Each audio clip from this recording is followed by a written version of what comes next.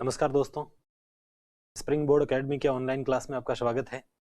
Last class में हमने ecology को स्टार्ट किया था और कीस्टोन स्पीसीज और एंडेमिक स्पीसीज के बहुत सारे एग्जाम्पल के माध्यम से हमने ये देखने की या समझने की कोशिश की थी कि क्या कीस्टोन स्पीसीज होती है और क्या एंडेमिक स्पीसीज होती है।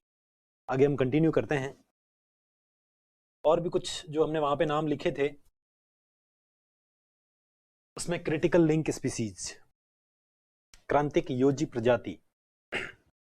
क्रिटिकल और लिंक, लिंक का मतलब होता है दो के बीच में कनेक्शन, दो को जोड़ना आपस में।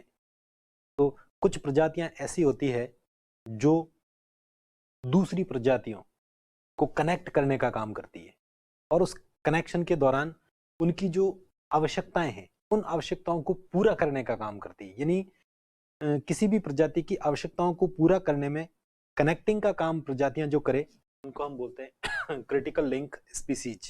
किसी अन्य के साथ आवश्यक संबंध हो और दूसरी के जाति के अति आवश्यक क्रियाकलापों में सहयोग दे।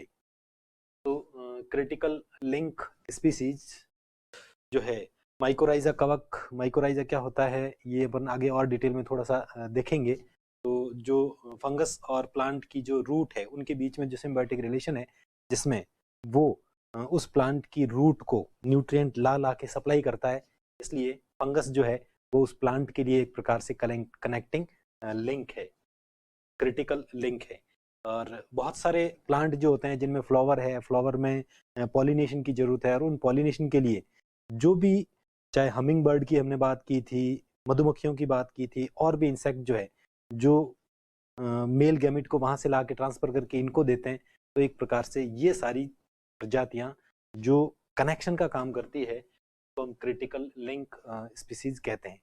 तो क्रिटिकल लिंक है एक कनेक्टिंग लिंक। हमने पहले कभी पढ़ा होगा कि साहब जैसे आर्कियोप्टेरिक्स जो है वो रेप्टाइल और बर्ड के बीच की योजक कड़ी है। तो यहाँ पे वो हम बात नहीं कर रहे हैं, या जो बात है वो अपनी रिक्वायरमेंट को पूरी करने के लिए, वो तो था कि सब दो वर्ग हैं बड़े बड़े, उन दो वर्ग के बीच में जैसे रेंगने वाले पशु और उड़ने वाले पक्षी, इनके बीच की कनेक्टिंग लिंक वहां हमने ऑर्कियोप्टेरिक्स वगैरह ऐसी साइंस में पढ़ते हैं। तो ये इनके साथ कंफ्यूज ना होवे, यहाँ पे क्रिटिकल लिंक स्पीसीज है, यानी किसी भी स्पीसीज के क्रिटिकल फंक्शन में कोई अच्छा रोल प्ले करे तो हम उसको क्रिटिकल लिंक स्पीसीज कहते हैं। जैसे यहाँ सिंपल एग्जांपल के माध्यम से हमने ये, तो चाहे पॉलिनेशन करवाना हो, चाहे न्यूट्रिएंट सप्लाई करना हो, चाहे एब्जॉर्बर के रूप में काम करना हो, तो ऐसे जो करे उसको हम क्रिटिकल लिंक स्पीसीज कहते हैं। इन दो एग्जांपल के माध्यम से हम इसको देख सकते हैं। अगला एक टर्म है अम्ब्रेला स्पीसीज। अम्ब्रेला का मतलब छाता होता है और छाता हमें बारिश से और धूप से प्रोटेक्ट करता है, बचाता है। तो वैसे कि वैसे कुछ प्रजातियां ऐसी होती है जो कंजर्वेशन में, प्रोटेक्शन में बहुत बड़ा रोल प्ले करती है। और कंजर्वेशन में, प्रोटेक्शन में जो बड़ा रोल करे, यानी बहुत सारी जातियों को बचाने का काम करे, तो उनको हम अम्ब्रेला स्पीसीज बोलते हैं। जनरली इस शब्द का जो यूज किया जाता है वो गवर्नमेंट की जो वेरियस टाइप की स्कीम्स है, योजनाएं हैं, जिनके माध्यम से एक पर्टिकुलर एरिया में किसी पर्टिकुलर स्पीसीज को प्रोटेक्ट किया जाता है। प्रोटेक्ट करने से दूसरी प्रजातियां ऑटोमेटिकली प्रोटेक्ट हो जाती है। तो ऐसी जो प्रजातियां होती है उनको हम अम्ब्रेला स्पीसीज बोलते हैं। तो अम्ब्रेला स्पीसीज जो है वो एक प्रकार से अनेक प्रजातियों को संरक्षण प्रदान करती है और विशेष रूप से प्रोटेक्शन का डिसीजन हम जब भी लेते हैं कि उनको प्रोटेक्ट करना है तो किस एक प्रजाति को प्रोटेक्ट किया जाए जिससे दूसरी प्रजातियां अपने आप प्रोटेक्ट हो जाए। तो ऐसी प्रजातियां जो है वो छत्रक प्रजातियां या अम्ब्रेला स्पीसीज कहलाती है। तो जो भी हमने प्रोजेक्ट चला रखे हैं, जैसे टाइगर प्रोजेक्ट है, चाहे एलिफेंट प्रोजेक्ट है, चाहे रेड पांडा प्रोजेक्ट है, तो कुल मिला के ये इन प्रोजेक्ट के माध्यम से हम केवल उस एक स्पीसीज को ही नहीं बचा रहे हैं, उस पूरे इकोसिस्टम को बचा रहे हैं। और उस पूरे इकोसिस्टम को बचा रहे हैं तो इसका मतलब वो स्पीसीज वहां की दूसरी प्रजातियों को भी बचाने का काम कर रही है।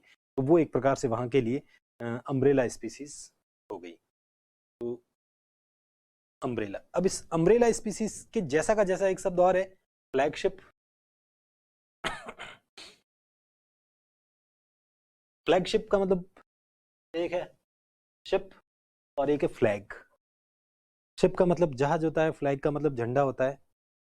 जैसे इंडियन नेवी अपने जहाजों के बेड़े के साथ आगे बढ़ती है, तो उस इंडियन नेवी के जो जहाज होते हैं उसमें से कुछ जहाज सबसे महत्वपूर्ण होते हैं, सबसे इंपॉर्टेंट होते हैं, जिन पे हमें पूरा गर्व होता है कि साहब ये हमारे इंडिया की नेवी की जहाज है। तो वो जहाज जो है उसके ऊपर फ्लैग लगाया जाता है, तो उसको हम बोलते हैं फ्लैग शिप।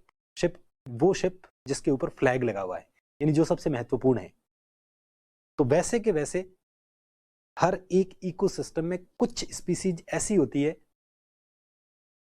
जो हमारी आस्था का केंद्र होती है, हमारा ध्यान आकर्षित करती है। तो क्यों नहीं उस स्पीसीज के नाम पे उस पूरे इकोसिस्टम को प्रोटेक्ट किया जाए। तो वही प्रजातियां यहाँ पे भी है, कंजर्वेशन का मामला ही है। तो जो सुभेद्य हो, वल्नरेबल हो, विशिष्ट हो, लोगों का, जनता का समर्थन, जनता की स्वीकृति प्राप्त करने में हेल्पफुल हो, ऐसी प्रजातियों को वहां की फ्लैगशिप स्पीसीज जो है वो बोलते हैं। फिर एग्जांपल वही आएंगे, जैसे टाइगर प्रोजेक्ट है, एलिफेंट प्रोजेक्ट है। तो हमारी जहाँ पे आस्थाएं जुड़ी हुई है और वो जो नष्ट हो रही है उनको बचाना है, तो गवर्नमेंट क्या करती है कि उनको एक फ्लैगशिप के रूप में ले लेती है कि साहब हमें इसको यहाँ पे बचाना है, क्योंकि हमारी आस्था है उसमें, क्योंकि हमारा विश्वास है उसमें, क्योंकि वो बहुत विशेष प्रजातियां, उन्हें बचाना ही है। तो ऐसे जो किए जाते हैं उसको हम फ्लैगशिप जो है वो स्पीसीज बोलते हैं। तो वो एग्जाम्पल लगभग जिनको बचाने के लिए, जिनका टैग देके दूसरे भी स्पीसीज को बचाया जाता है, तो उनको हम फ्लैगशिप स्पीसीज बोलते हैं। अगला एक शब्द है इंडिकेटर स्पीसीज। इंडिकेटर का मतलब होता है इंडिकेट करना, सूचित करना। कुछ प्रजातियां ऐसी होती है जो एनवायरमेंट की कंडीशन को इंडिकेट करती है। वो अपनी प्रेजेंस से भी इंडिकेट करती है और अपनी एब्सेंस से भी इंडिकेट करती है। यानी उसकी प्रेजेंस अगर खूब है तो इसका मतलब बहुत सारे स्पीसीज जो है वो वहां पे खूब दिखेगी। वो नहीं है तो इसका मतलब और भी बहुत सारी स्पीसीज नहीं दिखेगी। या एनवायरमेंट की कंडीशन, जनरली हम इसमें एग्जांपल जो देते हैं वो एक लाइकेन का देते हैं कि साहब लाइकेन जो है वो एक इंडिकेटर स्पीसीज है कि जिस एरिया में लाइकेन ग्रो करता है इसका मतलब वहां पे एयर पोल्यूशन कम है, और जहां पे लाइकेन की ग्रोथ नहीं हो रही है इसका मतलब वहां पे एयर पोल्यूशन ज्यादा है। और एयर पोल्यूशन में भी विशेष रूप से सल्फर डाइऑक्साइड जो है उसके प्रति ये बहुत संवेदनशील होता है। एनवायरमेंट में थोड़ा बहुत सल्फर डाइऑक्साइड है तो लाइकेन जो है वो डिस्ट्रॉय हो जाते हैं। तो किसी एरिया में आप गए, लाइकेन आपको दिखाई देता है, इसका मतलब यहाँ सल्फर का पॉल्यूशन बहुत कम है, एयर पॉल्यूशन कम है। और अगर कहीं पे आपको नहीं दिखाई दे रहे हैं तो इसका मतलब वहां पे एयर पॉल्यूशन है। इसी प्रकार से आप पानी को देखते हो और उसमें बैक्टीरिया वगैरह दिखते हैं, ई कोलाई जैसे, तो इसका मतलब वो पानी पॉल्यूटेड है। और अगर नहीं दिखते हैं तो इसका मतलब वो पानी है वो साफ है। तो ये ई कोलाई बैक्टीरिया जो है वो भी एक वाटर पॉल्यूशन जो है उसके लिए इंडिकेटर स्पीसीज है, उससे पता चल जाता है कि पॉल्यूटेड है या नहीं है। और भी ऐसे बहुत सारे बैक्टीरिया वगैरह होते हैं। तो कुल मिला के इंडिकेटर स्पीसीज जो है वो जो इंडिकेट करती है, जो सूचित करती है हमें। तो सबसे अच्छा एग्जाम्पल जो एग्जामों में कई बार पूछा भी जाता है, तो ये है आपका इंडिकेटर स्पीसीज। इंडिकेटर स्पीसीज के बाद में एक और टर्म है फाउंडेशन स्पीसीज। फाउंडेशन का मतलब किसी भी चीज की नींव, बेस, वो फाउंडेशन होता है। तो बहुत सारे ऐसे कम्युनिटी होती है, ऐसा जो इकोसिस्टम होता है जहाँ पे कुछ प्रजातियां वहाँ की फाउंडेशन स्पीसीज होती है। जनरली ये जो है वो प्राइमरी प्रोड्यूसर जो होते हैं वो होते हैं, और उनको हम एक प्रकार से फाउंडेशन स्पीसीज बोलते हैं। और इसके एग्जाम्पल की अगर बात करें तो कैल्प फॉरेस्ट की हमने बात की थी, उसमें कैल्प अपने आप में जो है वो वहाँ का फाउंडेशन स्पीसीज है। कोरल रीफ जो होती है उसमें मूंगा जो है, कोरल जो है, जिसके बारे में आगे भी और खूब डिटेल में स्टडी होगी। तो कोरल रीफ में कोरल अपने आप में एक फाउंडेशन स्पीसीज है, जो जिसने उसकी नींव रखी है, यानी जिसने उसकी शुरुआत की है, और आज भी सबसे महत्वपूर्ण वहाँ की जो है वही है। तो और वो नहीं तो इसका मतलब वो पूरा का पूरा, अगर मूंगा नहीं तो कोरल रीफ नष्ट। इसी प्रकार से अगर कैल्प नहीं तो कैल्प फॉरेस्ट नष्ट। तो इसको हम बोलते हैं फाउंडेशन स्पीसीज। तो सामान्य समाज छोटी छोटी सी डेफिनेशन थी, उसके कोई बहुत ज़्यादा एग्जाम्पल में और दिखाने की जरूरत थी नहीं। जितना एग्जाम में वेटेज होता है उसी के आधार पर हम यहाँ पे उनको भी वेटेज जो है वो दे रहे हैं। आगे हम बात करते हैं कम्युनिटी। तो हमने जो स्टार्टिंग में टेबल देखा था उसमें 2 जीव की बात कर ली और पॉपुलेशन की बात कर ली। अब हम बात करते हैं कम्युनिटी, समुदाय। समुदाय के बारे में पहली बात तो हमने पहले ही कह दी थी, कोई भी एक एरिया है और उस एरिया में जो सभी तरह की लिविंग स्पीसीज है उनका ग्रुप, यानी सभी तरह के प्लांट्स जो है इनका ग्रुप, सभी तरह के एनिमल जो है इनका ग्रुप, और सभी तरह के माइक्रो ऑर्गेनिज्म, इन ये सारी जो स्पीसीज है इन तीनों का जो समूह होता है, या सभी तरह के जीवों का, सभी तरह की प्रजातियों के जीवों का जो समूह होता है वो समुदाय होता है, कम्युनिटी होता है। और ये सारी की सारी स्पीसीज जो है वो आपस में एक दूसरे से इंटरलिंक होती है, जुड़ी हुई होती है। ये इससे संबंधित है, ये इससे संबंधित है, ये इससे संबंधित है, ये इससे संबंधित है, ये इससे भी संबंधित है, ये इससे भी संबंधित है। तो ऐसी कोई भी एरिया जिसमें जितनी प्रजातियां हैं वो सारी आपस में एक दूसरे से संबंधित होती है, एक दूसरे से इंटर रिलेटेड होती है, तो ऐसा एरिया जो है वो एक प्रकार से कम्युनिटी कहलाता है।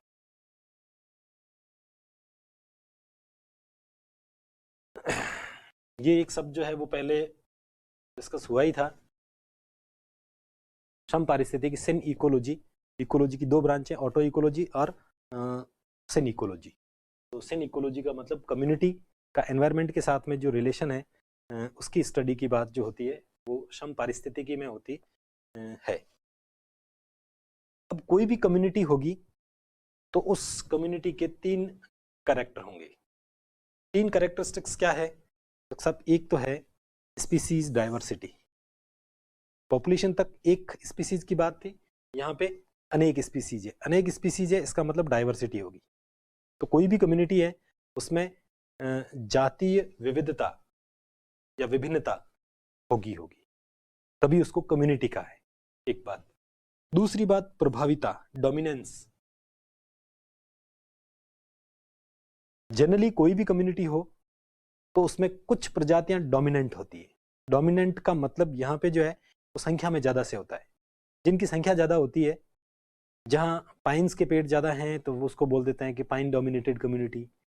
जहाँ पे प्रोसोपिस के ज्यादा हैं वहाँ पे प्रोसोपिस अरावली वगैरह जो है, वहाँ हमारे रेगिस्तान में कंटीली झाड़ियों की है तो यानी यहाँ इनका डोमिनेंस है। तो जिनकी संख्या ज्यादा होती है उनको एक प्रकार से वहाँ की डोमिनेंट बोलते हैं, प्रभावी जो है वो बोलते हैं। तीसरा है स्ट्रेटिफिकेशन, स्तरीकरण, यानी एक लेयर बाय लेयर होता है। एक कम्युनिटी में ऐसा कभी भी नहीं होता कि सभी एक ही लेयर पे हो।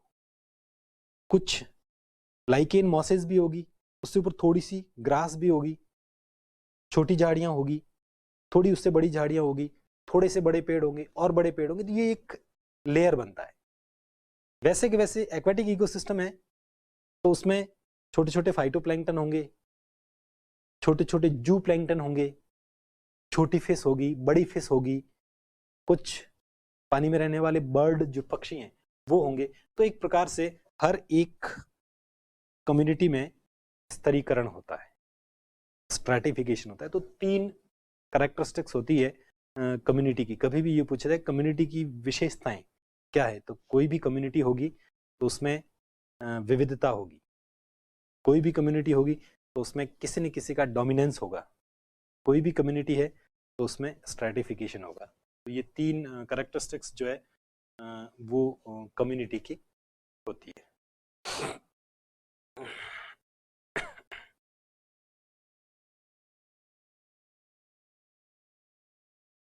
अब कम्युनिटी का कम्युनिटी के मामले में हम 2 टर्म पे बात करेंगे। एक सक्सेशन की बात करेंगे और एक बात जो करेंगे वो इंटर स्पीसीज रिलेशन की बात करेंगे। तो ये 2 बड़े टॉपिक जो है वो कम्युनिटी के तहत आएंगे। जैसे हमने वहाँ पे पॉपुलेशन देखा था तो वहाँ पे डिफरेंट टाइप की स्पीसीज जो है उनका वर्णन किया था, तो वैसे यहाँ पे हम एक सक्सेशन की बात करेंगे, फिर इंटर स्पीसीज रिलेशन की बात करेंगे। तो पहला है सक्सेशन, अनुक्रमण। क्या होता है सक्सेशन या अनुक्रमण? नाम से ही पता चल रहा है सक्सेशन। जैसे इंग्लिश का टर्म है सक्सेशन, उसका मतलब होता है उत्तराधिकार। ये उसका सक्सेसर है, उत्तराधिकारी है। यानी पापा की डेथ हो जाती है तो उसके बाद में उसका बेटा उसका उत्तराधिकारी बनता है। तो कुछ ऐसा ही कम्युनिटी में भी 1 2 3 4 प्रजातियां हैं, किसी कारणवश एनवायरनमेंट की कंडीशन उनके एडवर्स हो गई और उनकी जगह नई प्रजातियां आ गई। तो एक प्रकार से पहले वाला गया, दूसरा आया, एक फिर गया, फिर नया आया, फिर गया, फिर नया। ये एक जो सीक्वेंस है, ये सीक्वेंस किसी भी कम्युनिटी में चलता रहता है। तो ये इसी प्रकार का जो ग्रेजुअल और फेयरली प्रेडिक्टेबल चेंज जो हो रहा है स्पीसीज का किसी भी कम्युनिटी के अंदर, उसको हम एक प्रकार से सक्सेशन कहते हैं। तो जो समुदाय होने वाला क्रमिक विकास, तो ग्रेजुअल डेवलपमेंट जो हो रहा है, उसको हम एक प्रकार से अनुक्रमण बोलते हैं। इसमें कुछ स्पीसीज दूसरी स्पीसीज द्वारा प्रतिस्थापित होती जाती है, रिप्लेस होती जाती है, उसकी जगह नई स्पीसीज जो है वो आती रहती, और ये एक सीक्वेंस चलता रहता है। अब ये सीक्वेंस कब तक चलता रहता है? तो सब हर एक जगह के लिए कुछ एक क्लाइमैक्स कम्युनिटी बनती है, चरम समुदाय बनता है। तो जब तक चरम समुदाय नहीं बनता है तब तक ये चेंजेस, ये बदलाव जो है वो होते रहते हैं। तो ये जो धीरे धीरे धीरे धीरे जो चेंजेस हो रहे हैं, उन्हीं चेंजेस को एक प्रकार से हम सक्सेशन जो है वो कहते हैं।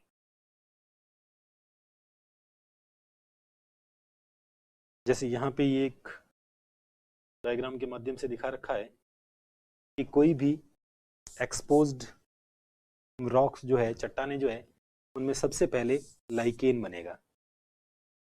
यहाँ पे लाइकेन डेवलप होंगे। लाइकेन क्या होते हैं उसके बारे में थोड़ा सा आगे हम डिटेल में बात करेंगे। लाइकेन बनने के बाद में थोड़ी काई जैसी बनती है जिसको हम मॉशेस बोलते हैं। उस काई के थोड़े टाइम बाद में धीरे धीरे वहां पे घास और खरपतवार और ये उगने लगती है। ये थोड़ी उगने लगती है तो मिश्रित टाइप के, अलग अलग टाइप के जो है और भी कई स्पीसीज यहाँ पे डेवलप होती है। फिर शर्ब्स जो है वो बनती है। फिर थोड़े बड़े, बहुत बड़े नहीं, थोड़े बड़े ये पेड़ बनते हैं। फिर मैच्योर फॉरेस्ट बनता है और धीरे धीरे जो है एक क्लाइमेक्स कम्युनिटी बन जाती है। तो जैसे ये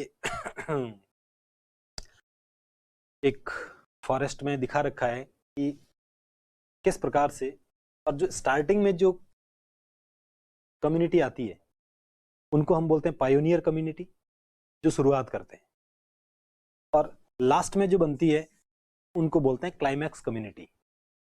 और उसके बीच वाले ये जो सारे हैं उनको हम बोलते हैं सीरियल कम्युनिटी।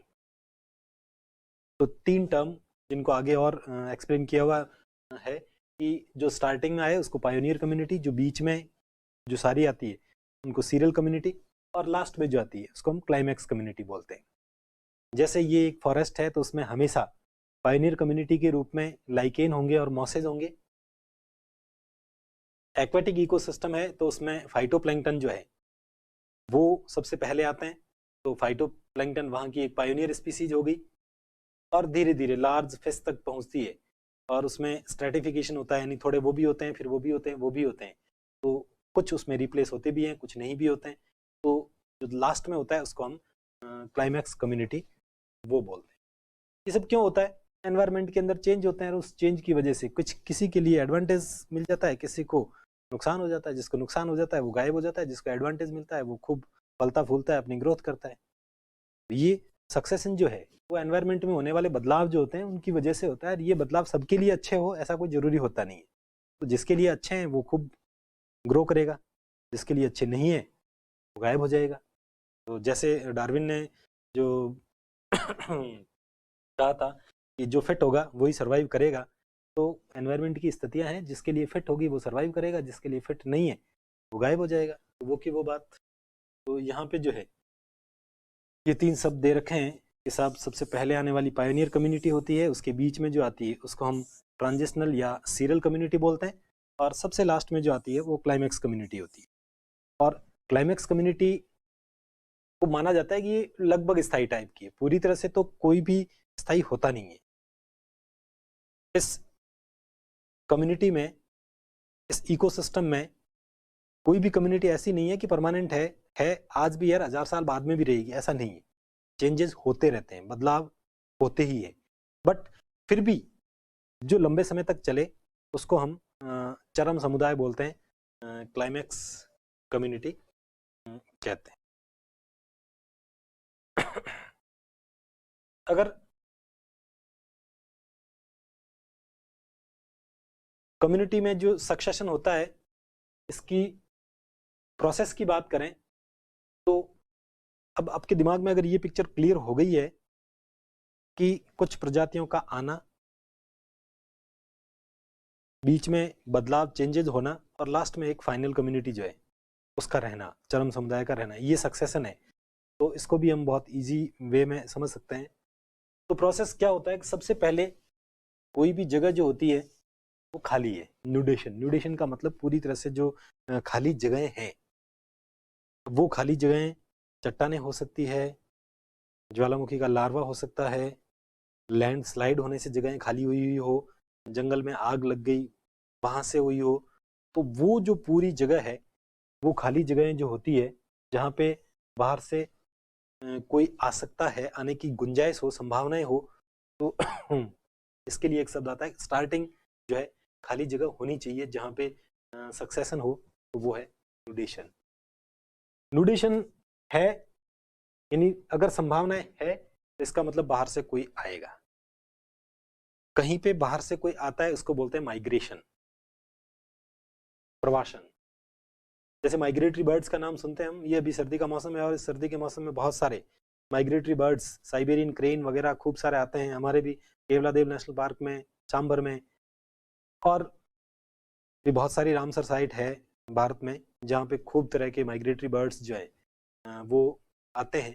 तो वो माइग्रेटरी बर्ड से वैसे के वैसे किसी भी कोई खाली जगह है वहाँ पे, अब वहाँ पे हो सकता है कुछ सीड आ गए हों, कुछ एनिमल आ गए हों, कुछ और आ गए हो, तो जो माइग्रेट हुआ है, जो बाहर से कोई आया है, उसको हम बोलते हैं माइग्रेशन। अब माइग्रेशन अगर होगा तो माइग्रेशन होने के बाद में उनका रिप्रोडक्शन होगा, अपने जैसी संतान और उत्पन्न करेंगे, संतान उत्पन्न करने के बाद में वहां पे स्थापित होने की कोशिश। तो इकेसिस, माइग्रेशन होने के बाद में आप कहीं पे भी काम करने के लिए गए हैं तो पहले वहां आप वहां स्थापित होंगे। स्थापन, इकेसिस का मतलब उनके अनुकूल हो जाना, वहां की जो परिस्थितियां हैं उन परिस्थितियों के अनुसार ढलना। अगर आप वहां उन परिस्थितियों के अनुसार ढल गए तो आप वहां पे और थोड़ा लंबे समय तक रहने की संभावनाएं बढ़ जाती। तो वैसे के वैसे माइग्रेट होके कोई भी स्पीसीज वहां पे पहुंची है तो वो सबसे पहले वहां पे स्थापित होगी, वहां की एनवायरमेंटल कंडीशन के अनुकूल बनने की कोशिश करेगी। उसी को हम बोलते हैं इकेसिस, स्थापित होना। और जब स्थापित हो जाते हैं तो फिर कंपटीशन होता है। स्थापित होंगे तभी तो कंपटीशन होगा। स्थापित होंगे तो वहां पहले से जो स्थापित है उनके बीच में कंपटीशन होगा, जो आपके साथ साथ वहां पे आए हैं उनके बीच में कंपटीशन होगा। तो वेरियस टाइप का कंपटीशन उस कम्युनिटी के अंदर, अलग अलग प्रजातियों के बीच में वहां पे ये कंपटीशन होता है। और जब कंपटीशन होगा तो प्रतिक्रिया होगी, रिएक्शन होगा। रिएक्शन का मतलब जो उस कंपटीशन में जीत जाएगा, जो सरवाइव कर जाएगा, जो हार जाएगा वो गायब हो जाएगा।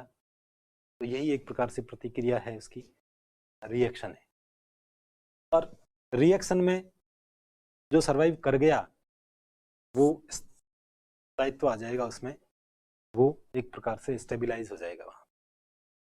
तो एक कोई भी खाली जगह है जहाँ पे, सपोज हम एक नॉर्मल एग्जांपल दें कि एक जगह है, लगता है कि वहाँ पे बिजनेस की संभावनाएं हैं, जैसे हमारे मारवाड़ी संभावनाएं तलाशते रहते हैं, और उन्होंने साउथ में, ईस्ट में, नॉर्थ में और कहीं पे भी संभावनाएं तलाशी और वहाँ पहुँचे, माइग्रेट हुए।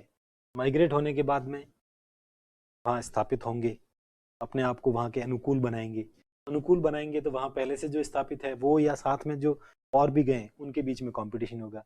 कंपटीशन होगा तो उसका रिएक्शन होगा। रिएक्शन का मतलब या तो वहाँ पे स्थापित हो जाओगे आप, या वहाँ से वापस बोरिया बिस्तर उठा के वापस आना पड़ेगा।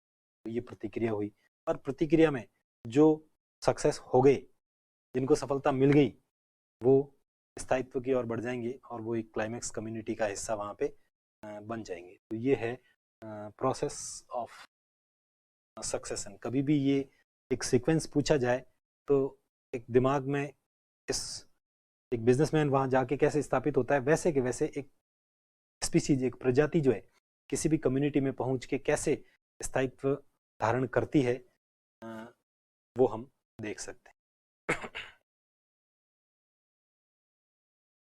होता क्यों है, ये सामान्य से दो कारण हैं कि ऐसा क्यों होता है।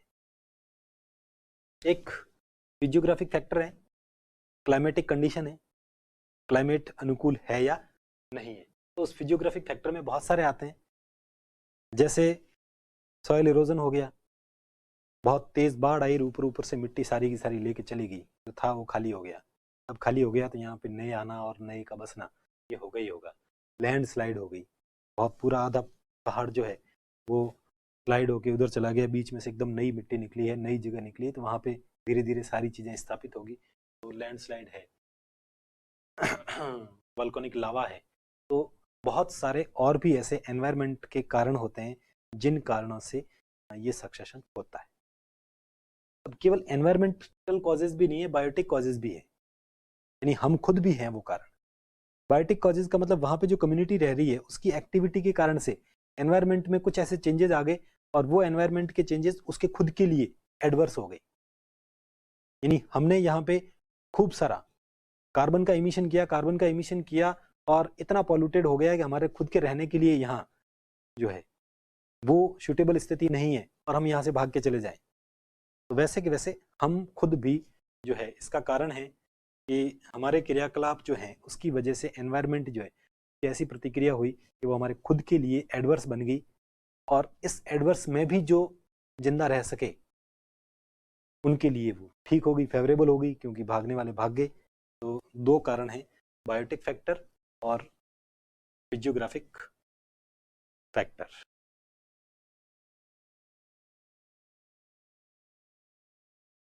सक्सेशन के दो टाइप हैं, अनुक्रमण दो प्रकार का होता है, एक प्राइमरी और एक सेकेंडरी। प्राइमरी सक्सेशन और सेकेंडरी सक्सेशन, इसका दिमाग में आते ही बस इतना सोच लीजिए कि कोई जगह पहले से पूरी तरह खाली है और वहां पे कोई पायनियर स्पीसीज आके जम रही है और वहां पे एक कम्युनिटी का डेवलपमेंट हो रहा है, तो इसका मतलब तो वो है प्राइमरी। पहले से कम्युनिटी अच्छी बसाई थी, किसी कारण से नष्ट हो गई और वहां पे नई कम्युनिटी बनती है, तो वो हो गया सेकेंडरी। पहले से पूरी तरह से खाली, प्राइमरी। पहले से थी लेकिन नष्ट हो गई और उसकी जगह नहीं आए, तो सेकेंडरी। बस ये दो बातें जो है वो ध्यान है, तो इसमें लिखी हुई बातें भी सारी आपको इजीली समझ में आ जाएगी। तो बैरन एरिया है कोई भी, यानी यहाँ पहले से कोई भी कम्युनिटी बिल्कुल नहीं, आज से 1000 साल पहले भी नहीं थी और अभी भी नहीं है, तो ऐसा बैरन एरिया है, वहाँ पे एक कम्युनिटी का डेवलपमेंट जो होता है उसको हम बोलते हैं प्राइमरी सक्सेशन, पहली बात। अब ये कौन कौन सी जगह हो सकती है, जैसे वल्केनिक लावा ठंडा हो गया हो, जैसे रेगिस्तान के बिल्कुल धोरे हैं जहां पे कोई भी घास का तिनका भी नहीं है, तो ऐसी जगह वो है। इग्निशियस रॉक जो है वो जहां पे भी पहले से कुछ भी नहीं है, न्यूली एक्सपोज्ड सी और न्यूली सबमर्ज टेरेस्ट्रियल हैबिटाट्स, यानी कोई भी समुंदर की जगह किसी कारण से खाली हो गया और वो मिट्टी निकल आई नहीं, तो वहां पे बने। या कोई भी एरिया था और वहां पे पानी भर गया और वो एक तालाब या उसमें समुद्र में मिल गया, तो वैसी जगह है जहाँ पहले कुछ भी नहीं था। ये सारे के सारे प्राइमरी के, यानी आपको एग्जांपल के माध्यम से पूछा जाए कि इनमें से कहाँ कहाँ पे प्राइमरी होता है, तो दिमाग में इतना कि पहले से वहाँ कुछ था या नहीं था, पहले से वहाँ पे कोई कम्युनिटी नहीं थी और वहां पे कम्युनिटी का डेवलपमेंट हो रहा है, इसका मतलब प्राइमरी है। तो ये कुछ जगह हैं। अब यहाँ पे ये दे रखा है कि साहब यहाँ पे बैरन है, लेकिन यहाँ बैरन नहीं है, ऐसा एरिया जो किसी कारणवश लॉस्ट हो गया हो, ऑल लिविंग ऑर्गेनिज्म जो पहले थे वहां पे। ये कहां पे हो सकता है? कोई भी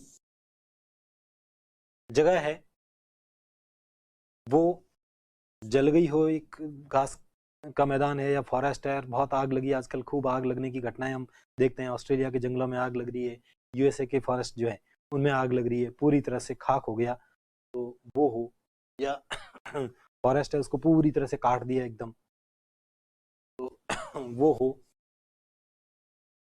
ब्लड फ्लडेड जो है उसकी वजह से ऊपर से नष्ट हो गई हो बाढ़ आने की वजह से, तो ये एरिया जो है यहाँ पे सेकेंडरी सक्सेशन होता है। यहाँ पे एक पॉइंट ये दे रखा है कि पायोनियर कम्युनिटी को डेवलप होना है, तो पायोनियर कम्युनिटी क्योंकि ये पहले से खाली थी, ये अब खाली हुई है, खाली तो दोनों ही है, तो पायोनियर कम्युनिटी पहले किसमें डेवलप होगी, कम टाइम किसमें लगेगा, पायोनियर कम्युनिटी को डेवलप होने में आसान किसके लिए होगा, तो हम बहुत आसानी से कह सकते हैं कि यहाँ पे थोड़ा मुश्किल होगा। यहाँ मुश्किल क्यों होगा? क्योंकि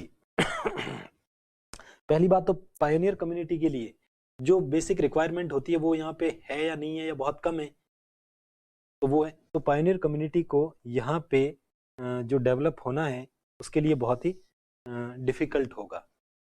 और अगर टाइम की अगर बात करें तो यहाँ पे हजारों साल भी लग सकते हैं, और उससे कम ज़्यादा, कुल मिला के टाइम जो लगेगा वो प्राइमरी सक्सेशन में ज़्यादा लगेगा, सेकेंडरी सक्सेशन में इतना नहीं लगेगा। तो पायनियर कम्युनिटी के लिए यहाँ पे इजी होगा, और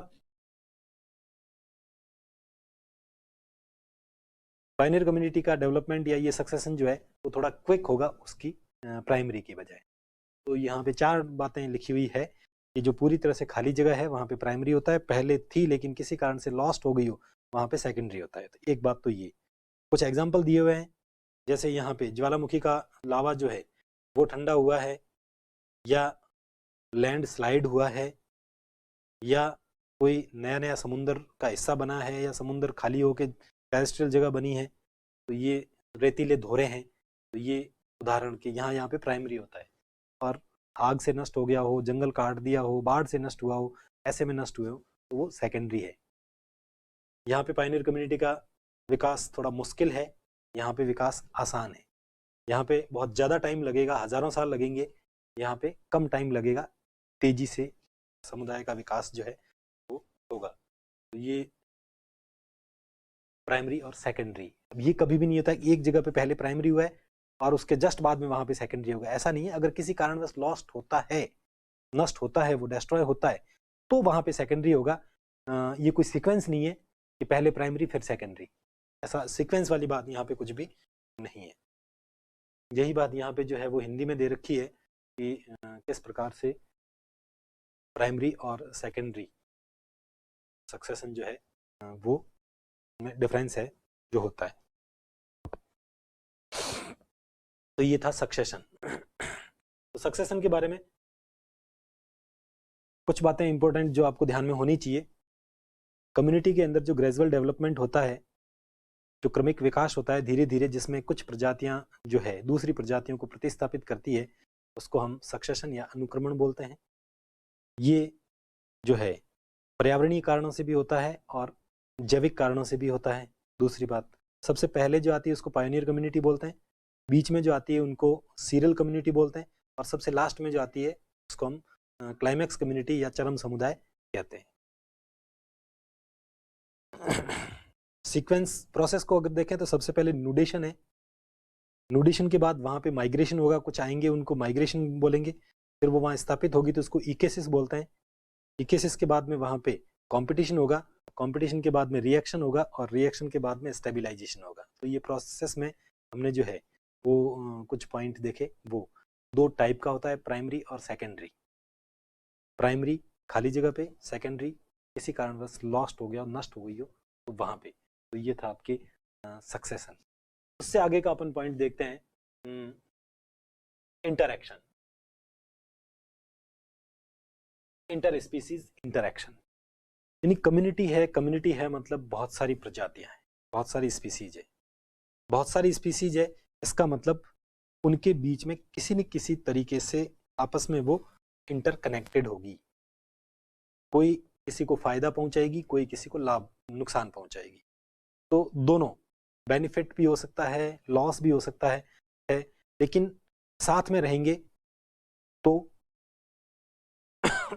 इंटर एक्शन होगा, इंटर रिलेशन होगा। तो प्रजातियों के बीच में, एक कम्युनिटी में जो भी प्रजातियां रहती हैं उनके बीच में जो रिलेशन डेवलप होते हैं उनको हम एक प्रकार से इंटर स्पीसीज रिलेशन कहते हैं। एक प्रजाति दूसरी प्रजाति पे डिपेंड है, दूसरी तीसरी पे डिपेंड है, और सारी आपस में डिपेंडेंट है, सारी आपस में एक दूसरे पे डिपेंडेंट है। किसके किसके लिए? तो भोजन के लिए डिपेंडेंट है, रहने की जगह के लिए है, और भी दूसरी आवश्यकताएं जो है इन सब पे दूसरों के ऊपर डिपेंडेंट है, दूसरों के ऊपर डिपेंडेंट है, तो इंटर स्पीसीज रिलेशन होंगे ही होंगे। एक पूरी तरह से अगर कोई आइसोलेटेड है जिसको दुनिया से कोई लेना देना नहीं हो, ऐसा हो, तो उसके बीच में रिलेशन नहीं होगा, और ऐसा पॉसिबल नहीं है। तो जहां भी रहेंगे, हम भी जहाँ रहते हैं, तो वहाँ पे किसी के साथ अच्छे संबंध होते हैं, किसी के साथ अच्छे संबंध नहीं होते हैं, किसी से हमारे को एडवांटेज होता है, किसी से हमारे को लॉस होता है, लेकिन होता जरूर है। तो वैसे के वैसे कोई भी एक फॉरेस्ट है तो वहाँ पे बहुत सारी प्रजातियां हैं, उन प्रजातियों में कुछ प्रजातियों में आपस में एक दूसरे को एडवांटेज मिलता है, कुछ प्रजातियां जिनमें एक दूसरे से एक को फायदा होता है, एक को लॉस होता है, दोनों को लॉस होता है। तो ऐसे बहुत सारे इंटर स्पीसीज रिलेशन डेवलप होते हैं, और बहुत अच्छे अच्छे इसके एग्जाम्पल भी हैं, उनके माध्यम से हम इसको देखेंगे। तो कम्युनिटी है तो इंटर स्पीसीज रिलेशन होंगे। क्यों? क्योंकि सबकी आवश्यकताएं एक दूसरे की है, एक दूसरे पे डिपेंड है, दूसरा तीसरे पे डिपेंड है। तो जितना जो है कम्युनिटी में प्रजातियां ज्यादा होगी, इंटर स्पीसीज रिलेशन उतने ही ज्यादा होंगे। जितने ज्यादा प्रजातियां होगी, जितना कॉम्प्लेक्स जो है वो उसका फूड वेब होगा, स्टेबिलिटी उतनी ही ज्यादा होगी, स्थायित्व तो उतना ही ज्यादा होगा।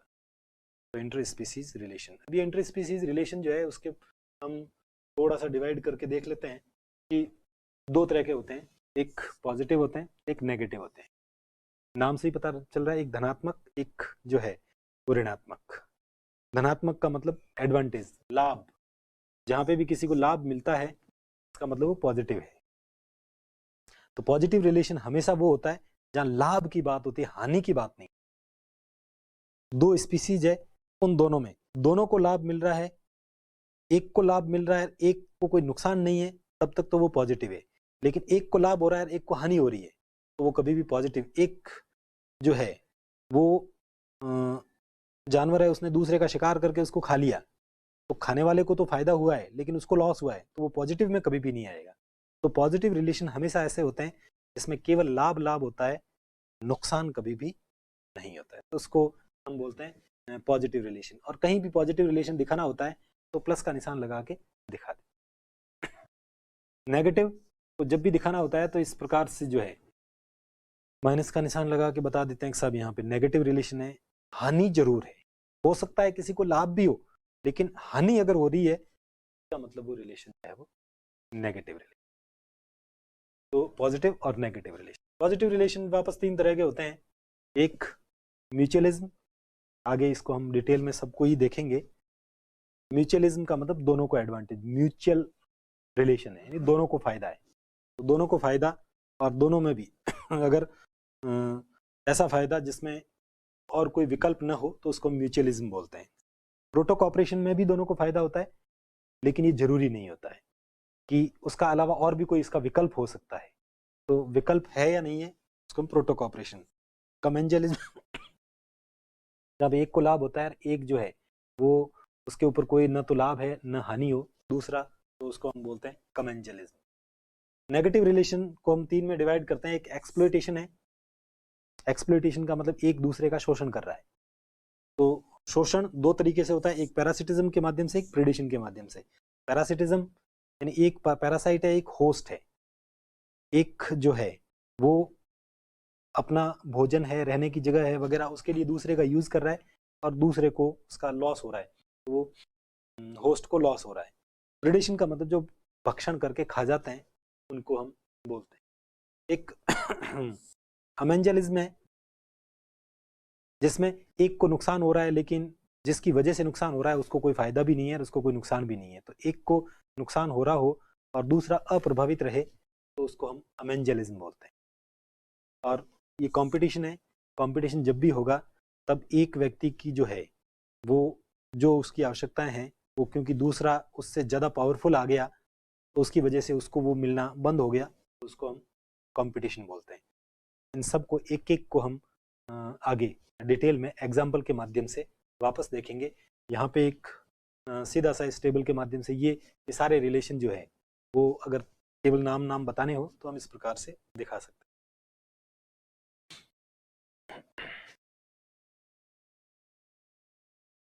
इंटर स्पीसीज रिलेशन को दो में डिवाइड किया है, एक धनात्मक संबंध और एक ऋणात्मक संबंध। तो यहाँ पे धनात्मक संबंध से स्टार्ट किया है। और धनात्मक संबंध क्या होते हैं, तो अभी मैंने जैसे बताई था कि दो स्पीसीज या ज़्यादा स्पीसीज के बीच में ऐसा रिलेशन जिसमें लाभ होता है, नुकसान किसी को नहीं होता है, तो उसको हम पॉजिटिव रिलेशन कहते हैं। पॉजिटिव रिलेशन वापस जो है वो तीन तरह का होता है और तीन में पहला जो है वो म्यूचुअलिज्म।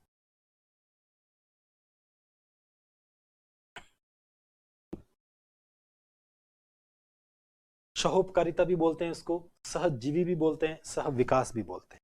और चूंकि इसमें दोनों को लाभ मिल रहा है इसलिए प्लस प्लस से दो स्पीसीज के बीच में ऐसा रिलेशन जिसमें दोनों को एडवांटेज मिलता है, इसका मतलब दोनों प्लस है। अब उसके साथ साथ में दो शब्द और हैं कि एक तो ये ऑब्लिगेटरी है, एक नॉन अल्टरनेटिव है, यानी और कोई विकल्प नहीं है, वो उसी के साथ हो तभी वो एडवांटेज मिलेगा, अदरवाइज नहीं मिलेगा। जरूरी है और अविकल्पी है। तो ये दो शब्द और साथ में जुड़े तो हम उसको बोलते हैं म्यूचुअलिज्म। और म्यूचुअलिज्म को बहुत सामान्यतः हम देखते हैं कि एक गवर्नमेंट एम्प्लॉय है और वो कहीं दूसरी जगह ट्रांसफर चाहता है तो वो देखेगा कि यहाँ कौन आना चाह रहा है, तो पता करेगा कि वो यहाँ आना चाह रहा है, तो फिर दोनों एप्लीकेशन लगाएंगे और दोनों म्यूचुअल ट्रांसफर करवाएंगे, वो उसकी जगह आएगा वो उसकी जगह आएगा, दोनों को एडवांटेज मिल गया।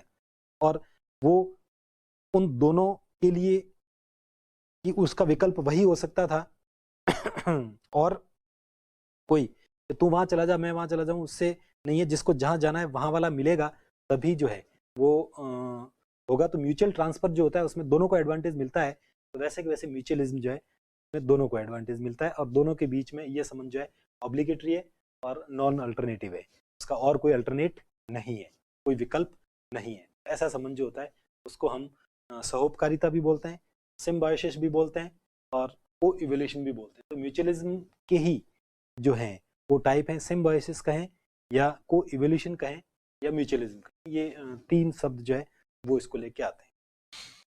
बहुत अच्छे अच्छे एग्जाम्पल हैं इसमें राइजोबियम बैक्टीरिया और लेग्यूमिनस प्लांट, जो हम बहुत 8, 9, 10, 11 बहुत सारी क्लासों में ये इसके बारे में पढ़ाई था, उसको थोड़ा सा हम आगे देखते हैं। दीमक और ट्राइकोनिम्फ, जब हम दीमक और ट्राइकोनिम्फ की बात करते हैं, दीमक और ट्राइकोनिम्फ जो है दीमक देखा होगा कि हमारे घरों में जो लकड़ी के फर्नीचर जो हैं, दरवाजे जो हैं उनमें दीमक लग जाती है और वो पूरी लकड़ी को चट कर जाता है। वास्तविकता ये है कि दीमक के पास में इस लकड़ी के अंदर जो सेल्यूलोज है, लकड़ी में मेनली सेल्यूलोज होता है, उस सेल्यूलोज को डाइजेस्ट करने वाला एंजाइम इसके पास नहीं है।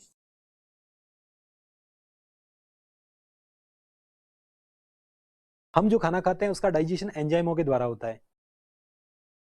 भाई हमने कार्बोहाइड्रेट खाया तो एमाइलेज जो है वो उसको डाइजेस्ट करेगा, हमने फैट जो खाया लाइपेज उसको डाइजेस्ट करेगा, प्रोटीन में ट्रिप्सिन है पेप्सिन है, ये प्रोटीन का डाइजेशन करते हैं।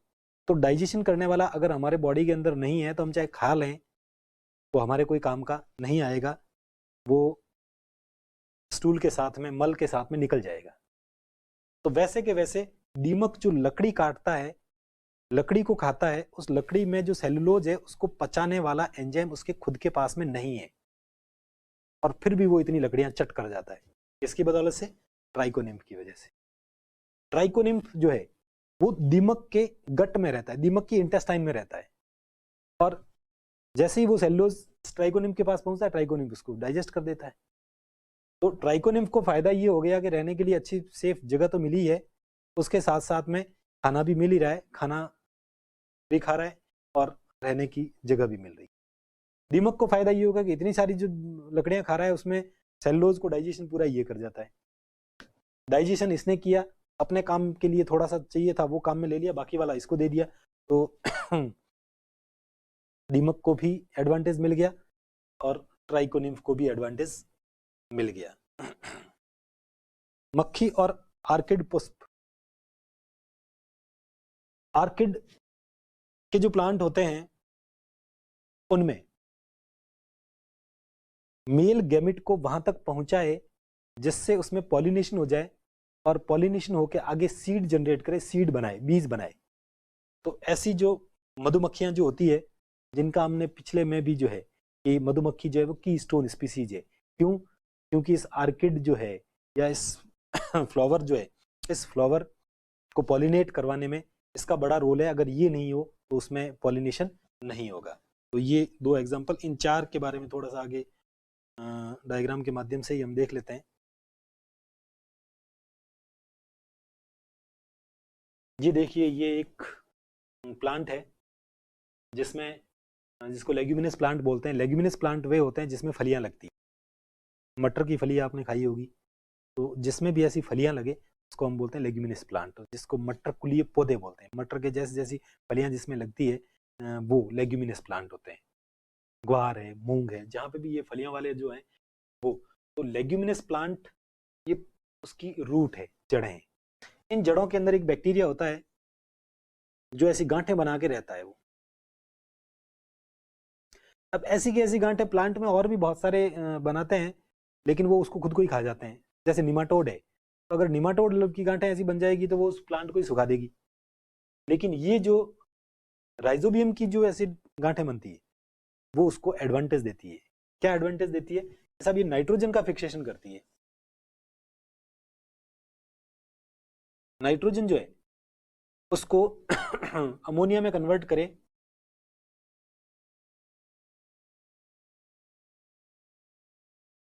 नाइट्रोजन जो है उसको नाइट्रेट में कन्वर्ट करे और प्लांट उस नाइट्रेट को ले ले।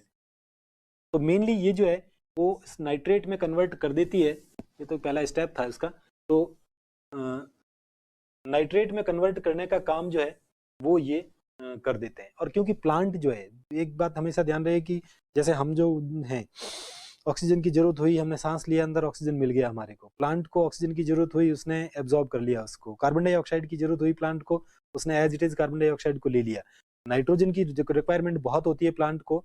एनवायरमेंट में नाइट्रोजन गैस के रूप में तो खूब है, लेकिन इसको चाहिए NO3 के रूप में, नाइट्रेट के रूप में। और नाइट्रेट के रूप में कन्वर्ट जो है वो प्लांट खुद नहीं करता। तो फिर ये बैक्टीरिया जो है उसको नाइट्रेट में कन्वर्ट कर देता है, जिससे प्लांट को नाइट्रोजन मिल जाता है। प्लांट को हम यूरिया, DAP सब कुछ देते हैं, वो किस लिए देते हैं? नाइट्रोजन के लिए। और अगर राइजोबियम जैसे बैक्टीरिया, कुछ जो है माइक्रो कुछ एल्गी जो है, ब्लू ग्रीन एल्गी वो है, जिनके बारे में और आगे डिटेल में हम बात करेंगे। तो वो जो है वो सारे के सारे नाइट्रोजन फिक्सेशन का काम करते हैं, और वो नाइट्रोजन फिक्सेशन जो है वो प्लांट को नाइट्रोजन की सप्लाई कर देता है। तो ये जो फली वाले पौधे हैं इनमें यूरिया वगैरह डालने की जरूरत होती नहीं है। क्यों नहीं होती? इनकी जो है, आप राइजोबियम के मार्केट में कल्चर आते हैं, वो थोड़ा सा लेके वहाँ छिड़काव कर दीजिए, तो इतने सारे ग्रोथ भी हो जाएगी उनकी, और इतने इस जड़ों के अंदर जाके बैठ जाएंगे कि आपके वहाँ मटर है, मूंग है, जो ग्वार है, उन सबको नाइट्रोजन की खूब सारी सप्लाई हो जाएगी, और आपकी मिट्टी और जो है न्यूट्रिएंट की रिच हो जाएगी। तो ये राइजोबियम और लेग्यूमिनस प्लांट के बीच में तो बैक्टीरिया को रहने के लिए जगह मिल गई। इस रूट ने पानी और मिनरल्स और वो जो एब्जॉर्ब किए वो उस बैक्टीरिया को मिल गए। तो बैक्टीरिया को और क्या चाहिए? न्यूट्रिएंट मिल रहे हैं बैठे बैठे यहाँ पे, और इसको नाइट्रोजन मिल रहा है नाइट्रेट के फॉर्म में। तो दोनों को एडवांटेज ये मिल गया। तो ये था आपके राइजोबियम और लेग्यूमिनस प्लांट के बीच में सिम्बायोसिस रिलेशन का है, म्यूचुअल रिलेशन का है वो। दूसरा एग्जांपल है यहाँ पे लाइकेन का। लाइकेन क्या होती है? तो ये जो लाइकेन की फोटो देख रहे हैं, लाइकेन का मतलब दो का सिम्बायोटिक रिलेशन है। एक है फंगस और एक है एल्गी।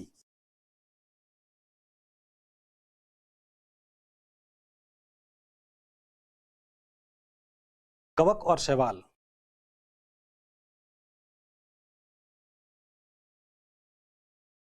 तो कवक और शैवाल के बीच में जो सिम्बायोटिक रिलेशन से जो विकसित होता है उसको हम बोलते हैं लाइकेन। और हमने पहले भी देखा कि जो पायोनियर कम्युनिटी है वो एक लाइकेन और मॉसेज के रूप में होती है। तो और हमारे यहाँ इक्वेटर के आसपास देख लें और यहाँ से पोलर रीजन तक देख लें तो सब जगह लाइकेन की ग्रोथ होती है। बट एक ही बात यह है कि वहाँ पे पॉल्यूशन नहीं होना चाहिए। अगर पॉल्यूशन ज़्यादा है तो वहाँ पे लाइकेन की ग्रोथ नहीं होगी। तो ये जो लाइकेन तरह तरह के बनते हैं, बहुत लाइकेन की वैरायटियाँ होती है, अलग अलग तरह की एल्गी है, अलग अलग तरह की फंगस है जो लाइकेन बनाती है। उनके आधार पे इसकी भी बहुत बड़ी डाइवर्सिटी है। तो और वो डाइवर्सिटी वाले तो फंगस और एल्गी जो है इनके बीच का सिम्बायोटिक रिलेशन जो है वो लाइकेन कहलाता है। और लाइकेन इक्वेटर से लगा के पोल तक हर रीजन में खूब ग्रो करता है, पायोनियर कम्युनिटी के रूप में है। और सल्फर डाइऑक्साइड जो है वहाँ जहाँ पे एनवायरनमेंट में वो ज़्यादा है वहाँ पे लाइकेन नहीं ग्रो होगा, अदरवाइज जो है वो हो जाता है। सर्दी गर्मी का इसका कोई ज़्यादा है नहीं। तो ये लाइकेन भी एक प्रकार से सिम्बायोटिक रिलेशन या म्यूचुअल रिलेशन का दूसरा एग्जाम्पल है।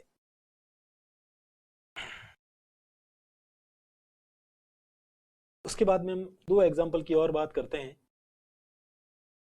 एक नाम लिखा माइकोराइजा। माइकोराइजा को हिंदी में बोलते हैं कवक मूल।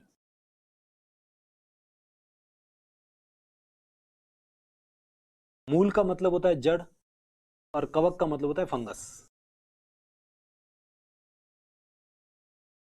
तो माइकोराइजा जो है वो बहुत सारे लगभग 80% प्लांट स्पीसीज जो है वो अपनी रूट में फंगस को आश्रय देती है। 80% यानी ज्यादातर। हमारे यहाँ चावल है, गेहूं है वगैरह है, तो वहां पे भी अगर विशेष टाइप की फंगस हो तो वो उसके साथ में सिम्बायोटिक रिलेशन बना लेती। सरसों जो है वो कवक को पास नहीं आने देता। तो सरसों का प्लांट जो है वो माइकोराइजा नहीं बनाता। बाकी लगभग स्पीसीज जो है लेग्यूमिनस वाली जो है वो उनको भी रहने देती है, इनको भी रहने देती। राइजोबियम जैसा को भी है और इनको भी। तो इनके साथ में ये भी जड़ों में जाके, जैसे वहां पे राइजोबियम का बैक्टीरिया मटर के पौधे की जड़ के अंदर गांठें बनाई थी, वैसे के वैसे दूसरे तरह के बहुत तरह के, यहाँ जो ये एलोवेरा दिखा रखा है, एलोवेरा के जो रूट है उसमें तो वैसे चावल में भी है, गेहूं में भी, इनमें भी है। माइकोराइजा जो है वो सिम्बायोटिक रिलेशन के रूप में ये रहता है। अब माइकोराइजा वाली कवक मेनली जो है वो फास्फोरस सप्लाई करती है। जैसे राइजोबियम मेनली नाइट्रोजन को सप्लाई करता है, वैसे के वैसे ये जो फंगस है ये इनको फास्फोरस की सप्लाई करते हैं। तो ये दो एलोवेरा दिखा रखे हैं। एक ये है जहां पे इस रूट के अंदर फंगस नहीं है, रूट में फंगस नहीं है। यहाँ पे रेयरली दो दिखा रखे हैं कि भाई बहुत न के बराबर है, तो इसकी ग्रोथ इतनी सी हुई है। और दूसरी तरफ यहाँ पे खूब सारे ये फंगस की ग्रोथ हो रही है, तो यहाँ पे उसकी ग्रोथ भी अच्छी हो रही है क्योंकि ये न्यूट्रिएंट प्रोवाइड करवाता है। तो वहां यहाँ पे भी इसको भी यही एडवांटेज मिल गया कि रहने की जगह मिलने के साथ साथ में इस रूट ने जो पानी और न्यूट्रिएंट खींच के लाया मिट्टी में से वो इसको मिल गए, और इसने फास्फोरस की सप्लाई जो है वो इसको कर दी। फास्फोरस भी नाइट्रोजन के बाद फास्फोरस, डीएपी में नाइट्रोजन और फास्फोरस ही होता है, तो फास्फोरस की भी इसको बहुत जरूरत होती है, तो फास्फोरस की सप्लाई इसको मिल जाती है। तो ये है माइकोराइजा। तो कभी भी माइकोराइजा बोले तो प्लांट की रूट, कौन से प्लांट की रूट, तो सब 80% प्लांट जो है वो माइकोराइजा डेवलप करते हैं। तो ज्यादातर पर्टिकुलरली हमारे यहाँ पे होने वालों में कोई ऐसा एग्जाम्पल जहाँ माइकोराइजा नहीं डेवलप होता है तो सरसों, उसमें नहीं होता है, बाकी में लगभग होता है। तो ये और फंगस के बीच का जो सिम्बायोटिक रिलेशन है उसको माइकोराइजा बोलते हैं। और एक और बात जो कि माइकोराइजा मेनली प्लांट को कौन सा न्यूट्रिएंट देता है, तो सब फास्फोरस देता है। नाइट्रोजन बहुत कम, फास्फोरस जो है वो मेनली ये देता है। तो ये हो गया माइकोराइजा। ये भी एक सिम्बायोटिक रिलेशन है प्लांट की रूट और फंगस के बीच का। चौथा एग्जाम्पल जो है वो है अंजीर और वेस्प। अंजीर का ये फल है और उसके ऊपर एक जो है कीट बैठा है, वेस्प जिसको बोलते हैं। इनके बीच में भी सिम्बायोटिक रिलेशन है। ये अब अंजीर के प्लांट को मेल गैमेट की जरूरत होती है पॉलिनेशन के लिए, और मेल गैमेट जो है दूसरे अंजीर से ला के देने का काम जो है वो वेस्प करता है, जिससे इसमें पॉलिनेशन हो जाता है। उसके लिए इसने ये व्यवस्था कर रखी है कि साहब वेस्प अपने एग लेइंग करे, इसमें अंडे दे, इसमें अंडे में से जब लार्वा बाहर निकले तो इसके कच्चे कच्चे बीज जो है वो आराम से खाए। वेस्प को खुद को जो है मीठा मीठा अच्छा अच्छा मकरंद मिल जाता है, तो खुद को भी मकरंद मिल गया, अंडे देने की अच्छी जगह मिल गई। अंडे में से जब लार्वा बाहर निकले तो उन लार्वा को भी अच्छा अच्छा कच्चे कच्चे बीज मिल गए खाने के लिए। तो वेस्प को भी खूब एडवांटेज, और अंजीर को एडवांटेज ये सब पॉलिनेशन के लिए मेल गैमेट जो है उसकी सप्लाई इसने कर दी। जो एक के ऊपर बैठा एक से दूसरे पे, दूसरे से तीसरे पे, इस पे तो मेल गैमेट जो है उनको लाता है, जिससे पॉलिनेशन, जो पॉलिनेशन के बारे में अभी भी पहले भी बात हुई थी, अभी भी और होती, तो पॉलिनेशन जो है उसमें ये सहायता करता है। तो फिग और वेस्प के बीच का रिलेशन जो है ये भी म्यूचुअल या सिम्बायोटिक रिलेशन है। तो आज हमने ये एक सिम्बायोटिक रिलेशन के बारे में बात की है। अगली क्लास में हम जो है वो आगे वाली जो इंटर स्पीसीज रिलेशन है उसकी बात करेंगे। Okay, thank you.